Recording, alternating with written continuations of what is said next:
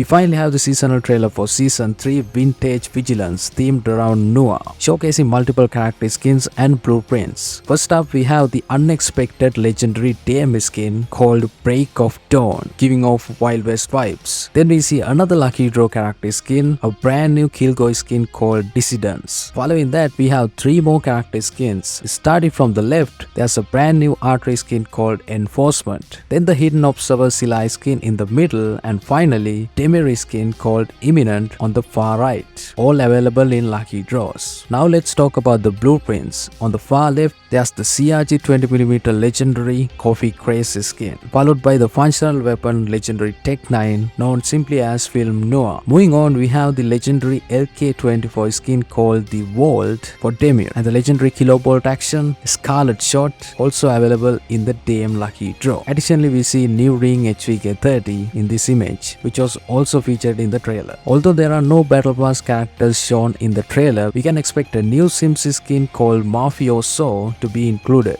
Other skins are yet to be revealed. However, we catch a glimpse of another Battle Pass character, Sliver Deadly Elegance, along with the epic Tech 9 skin known as the Classic from the Battle Pass. Lastly, for the Ground Forces subscription, we will receive the Garcia Hatchetman skin from Black Ops Cold War. It seems like a military themed season we have been hoping for has arrived, with no flashy colors or anime skins. The returning Mythic drop in next season is the Bright Gold Mythic drop, featuring Mythic FFAR1 Bright Blade. Some of you guys were so excited for this, and I'm pretty sure you're happy about it now. The Chinese test server is now live, but it only has one Mythic gun available, so there's no need to worry about it. However, they have introduced some balance changes that might be included in Season 3. It's important to note that not all these changes will make it into Season 3 because they are just testing them out. So if something seems too powerful, they will fix it before releasing it to everyone. The most exciting addition is the new attachment for the Man of War called Thermite Rounds. In Season 3, players can expect this attachment to slow down enemies and cause damage over time, giving players a tactical advantage in battles. However, there are some downsides. It reduces the gun's magazine size by 10 bullets and its penetration capability. If you are curious about how it works, you can watch gameplay footage to see it in action. It appears to be quite effective against enemies, score streaks and vehicles, which might make it too strong. Personally, I don't think it will be released in its current state in Season 3. Perhaps they will tweak it a little bit before release. Share your thoughts in the comments below. It's also interesting to note that they are adding a new attachment for the Man of War, but they are not introducing a new legendary for it.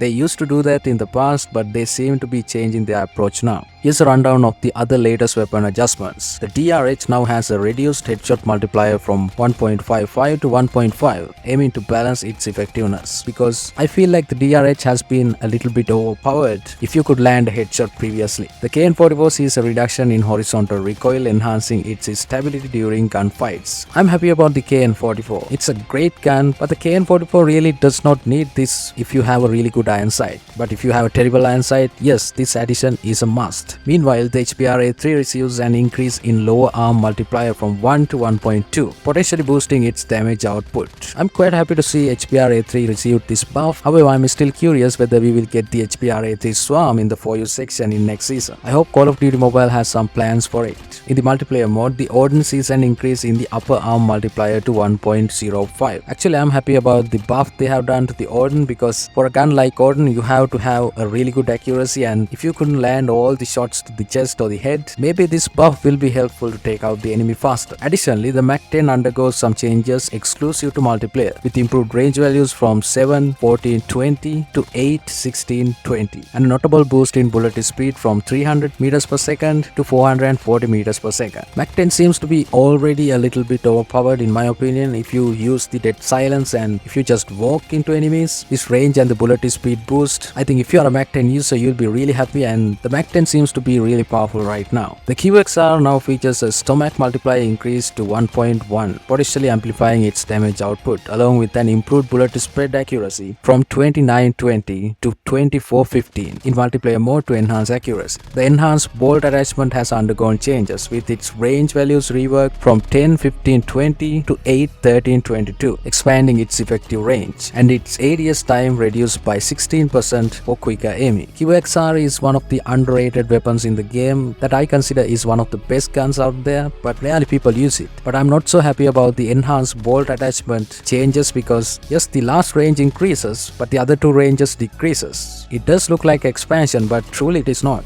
As for the MX9, its range values have been boosted from 11, 15, 20 to 12, 17, 22 for better performance at longer distances, alongside reduced horizontal recoil and an increased lower arm multiplier to 1.14 in LC to potentially increase its damage. MX9 is one of my favorite guns in the game. I'm happy that they have done these changes, but looking at the range values, I don't think it's going to make a huge difference. However, the reduced horizontal recoil and the increased lower arm multiplier is going to make a huge difference. The AGR 556 with 30 and 60 round 5.56 mags has seen improvements, including an increased lower arm multiplier from 1 to 1.1 to potentially enhance damage, a reduced radius time penalty for the 60 round magazine from 12% to 6%, making aiming down sights less penalizing, and the addition of 12% reload time penalty on the 60 round magazine to balance its benefits with a longer reload time. Now the AGR 556 finally feels like a reliable weapon. What do you guys think about it? Let me know in the comment section. For the OTS9 in multiplayer mode, the range has been extended